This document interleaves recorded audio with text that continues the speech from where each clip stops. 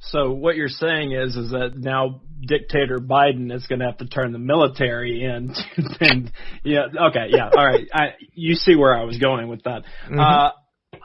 Put it this way, I respect it. We always try to make sure that we're not calling, to arms everybody with the channels that we have. But if it's something that they're dismantling companies, that it's going to ruin lives on the extent, and I know Frank's going to be on here in a little bit, but he was reading off a list on his show of all the companies that would be affected by this, or not even companies, but industries. Like the type of stuff there'd be. He was just going and going. He didn't even finish his list. To me, I would love that, because if everybody would be like, okay, that's fine, dismantle it, we'll go ahead and go home and try to figure this out, and where do we meet for the bread lines? Then that's really scary. But we're seeing people, it's not even like a left or right issue at that point, because you're affecting livelihoods of tens of thousands, if not hundreds of thousands of people. And then gas prices are going to go up, like you said. All these other things are going to be affected. I'm all for it. I mean, if they want to protect and say, no, we're not going to stop this. This is not, not right, and we're not going to, not going to take it. Then cool. By all means, go for it. So Craig, I was talking this week about the idea of mass civil disobedience among Trump supporters and business owners. I mean, if they want to continue with these COVID restrictions, what are they going to do if we all decide to just open up our businesses, open up our restaurants, everybody goes to the grocery store not wearing a mask? If you've got, it's different. You've got one person coming into a store, making a statement, not wearing a mask, the manager, the security guard, maybe a couple of Karens, they all meet you at the door and they say, you're not allowed in here if you don't wear a mask. You've got one restaurant, one gym that stays open and allows people to come in, and the health department and the sheriff's department come in and shut them down, give them a bill for $165,000. If every single restaurant in every single state and every single patriot that has to go out and do their business decides, no more, we're not going to put up with this, we're going to do what we want because this is America, mother effer, all right? And then the Keystone Pipeline and all of those companies that are affected by its closure do the exact same thing. What can Biden possibly do? There is nothing they can do short of calling the military up against us, which is something which would be a PR nightmare. If they didn't want to call the military in to stop people, leftists, who are burning down half the western seaboard, I think they're going to have a major public relations disaster on their hands. They absolutely would. And to answer what I'm sure was I can't think of the word. It's a question with an obvious answer. What can they do? A rhetorical question. What can they do? They can do absolutely nothing. And I think this is, it really warms my heart to see this, because I think people inherently know, and in our history and in the history of the Democrat Party especially likes to use examples of previous civil disobedience to say, look at these heroes we have. Yes. Look at Rosa Parks. Back look of the at bus. Like that. Exactly, back of the bus. And it's like, and I'm not saying this is the same thing. I'm not saying it's the same, but it is people peacefully saying, look, this is not fair. We're taking a stand here. And they're not doing what they accused us of, which is picking up arms, doing anything violent, which nobody wants. Nobody here wants that. I know we all know that by now. We have to disclaim it all the time unnecessarily, but we truly don't want that. I don't want that at all. I'm not advocating for that. I know nobody here is, unless you're Fed posting, which they're trying to label this movement, this peaceful movement that has been remarkably peaceful.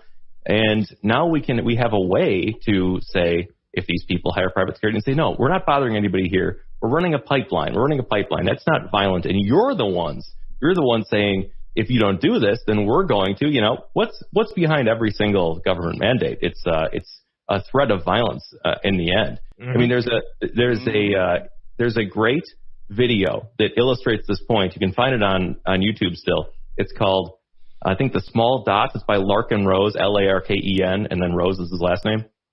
And it illustrates how tiny, there's a tiny little dot that represents the enforcers of the government. And then there's this massive swath of much bigger dots. And that's the people. And as you said, if you have these massive amount of people saying, look, we're going to open a restaurant, and this is already happening in certain places in America. Where I'm from, I'm originally from Illinois. It's happening in certain places there already. And Illinois is one of the most draconian, Democrat, blue, bankrupt, politically corrupt, morally bankrupt in its government states there is. And people are saying, you know what? Forget it. We're opening. What are they going to do? As you said, it's a total PR nightmare. You're going to go into this restaurant struggling in a little downtown strip. that everybody, all the locals love, and they're sad to see it struggling in this time. You're going to go in there with police with guns and say, put down that frying pan, stop making that chicken, and get out of here, because you're destroying America with your little local mom and pop shop business that everybody loves and loves to come to. It's a PR nightmare, and we truly have the power. We outnumber them 1,000 to 1 or something like that. We outnumber them by a long shot. And this is not. It's so beautiful that we're in this position that all we can do to create a massive revolution is totally peaceful, go back to work, take off our masks, and let us be energy independent. And they have to fight against that. That's their enemy, is peacefully interacting with our fellow citizens and going back to work as we used to do a year ago. And that's their enemy. And they're going to either fight against that or let us do it and show what a crock their whole agenda is. Absolutely. It's a completely beautiful idea. And, many people have been despondent over the course of the last week, asking, what are we going to do? How are we going to cope with all of this? All we have to do is stand up. All we have to do is realize the inherent power in the populace of America. All we have to do is be able to band together for a common goal, which is peace, prosperity, and no to these despots. And somebody in the chat said but Joe Biden isn't giving these orders. Joe Biden is a figurehead, okay? I don't mean to oversimplify it, but obviously we've only got so much time to talk about this. We've got a lot of things we want to talk about. Joe Biden is the face of this criminal cabal that has stolen this country. Joe Biden is by no means in charge of this criminal cabal. He is a victim of sorts, if you want to be really honest about it, because he is truly in the stages of some type of mental disorder. He's probably losing brain cells by the moment, and they've got him in a hyperbaric chamber overnight. They're giving him, hypodermics filled with performance-enhancing medications, all kinds of different things just to keep the poor old guy going. I wouldn't be surprised if he was wearing robotic legs so that he could continue to walk around that big old White House. But it's just an easy thing to say. Joe Biden is the face of what they've done to America, and as he continues to implement these just terrible policy decisions, he will be the face of the decline of America, unless we the people stand up and choose to unite against this common foe. And this is the biggest thing that I think that we need to do going forward. Not only getting involved at the local level, Chris Ann Hall said it so well, school board meetings, county commission, city council, all types of local government. If we're going to win at the national level, we have to start at the local level, and we have to, make a promise to each other that we're not going to get sucked into this machine. And I think President Trump has something coming down the pike, which is going to help facilitate this. Sidney Powell and General Flynn, they've started a political action committee specifically designed to get patriots like us elected into various forms of government.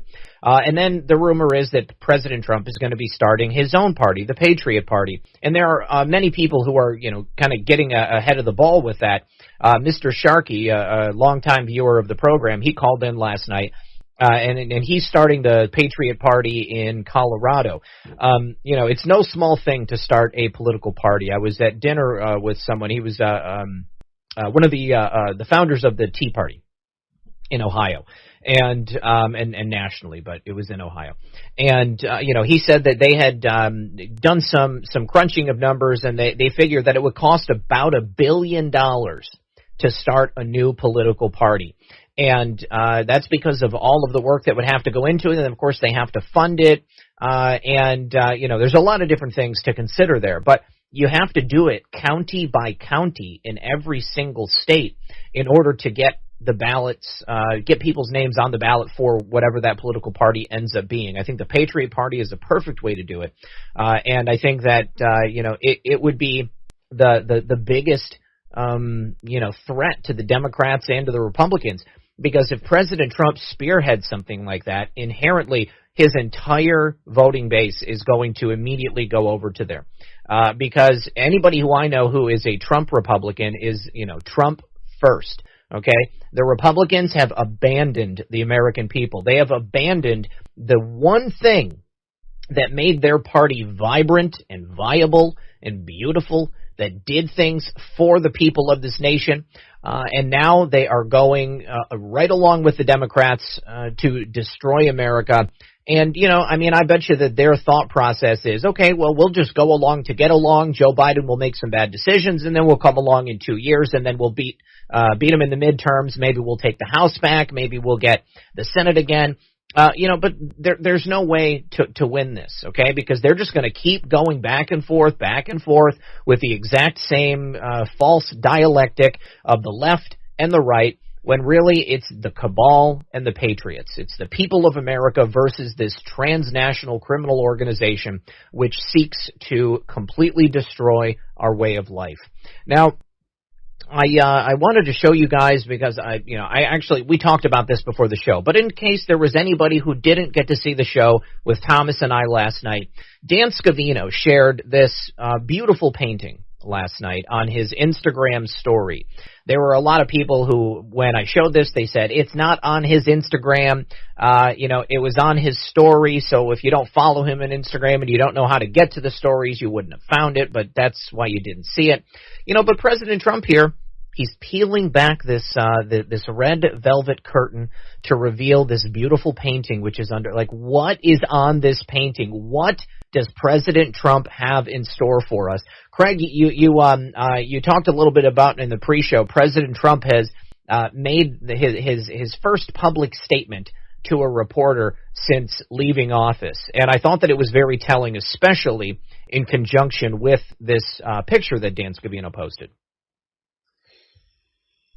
Yeah, I don't have the exact quote, but it was something almost ominous. It was very short. Someone asked him a question, what's next for you when you're coming back? He said, we'll be back soon, but we're not quite ready for that, or we'll show you soon what we have. I'm not getting the exact quote right, but it seemed almost ominous, and he was certainly implying, we've got plans. You'll see them. The time isn't yet. And then the article, I think it was New York Post, and it said something like that. His assistant whisked him away, and that's all we got. So he's keeping it close to the vest. He's not showing his cards.